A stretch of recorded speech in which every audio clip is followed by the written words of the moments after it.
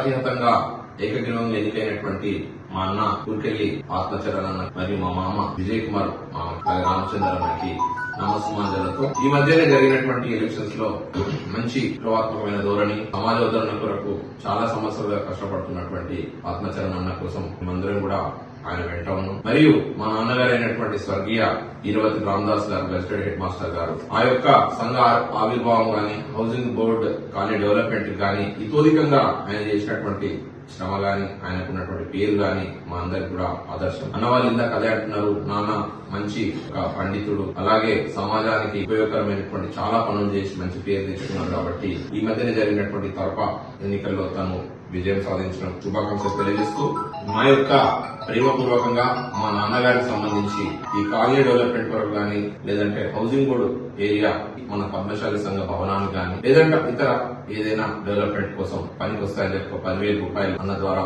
మన పద్మశాలి సంఘం 6వ తరఫకు ఇవ్వడం జరిగింది. చిన్న సహాయం అయినా గానీ మన యొక్క బీసీ కులానికి, అలాగే పద్మశాలకు అందరికి కూడా చేదోడు వాదోడుగా తప్పకుండా ఉంటాం. రాబోయే కాలంలో కూడా అణగారిన వర్గాలు కాకుండా ఖచ్చితంగా మనం ఎంతనో మనకంతా అధికారంలో వాటా కావాల్సిందిగా ప్రతి ఒక్కరు ఆలోచన అదే.